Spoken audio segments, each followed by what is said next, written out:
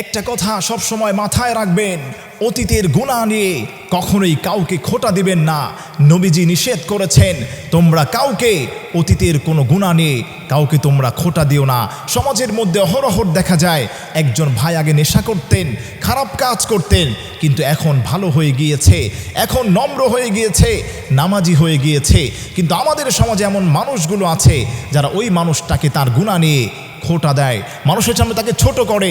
নবীজি এটা নিষেধ করেছেন। তার কারণ হলো, একটা মানুষ যখন গুনাহ করতে করতে অতিষ্ঠ হয়ে যায়, আল্লাহর দরবারে রাত্রের অন্ধকারে যখন সে আল্লাহর কাছে সালেন্ডার করে ক্ষমা চায়, আল্লাহ ওই বান্দার গুনাহগুলোকে ক্ষমা করে দেয়। এজন্য নবীজি নিষেধ করেছেন, খবরদার অপর কাউকে তুমি গুনাহ নিয়ে কখনোই খোঁটা দিবে না। সে হয়তোবা আল্লাহর কাছে তওবা করে আল্লাহর কাছে বহুগুণ শ্রেষ্ঠ হয়ে গিয়েছে, কিন্তু তুমি খোঁটা দেওয়ার কারণে আল্লাহর কাছে অপছন্দনীয় হয়ে গিয়েছো, আল্লাহর কাছে গীবতকারী সাব্যস্ত হয়েছো।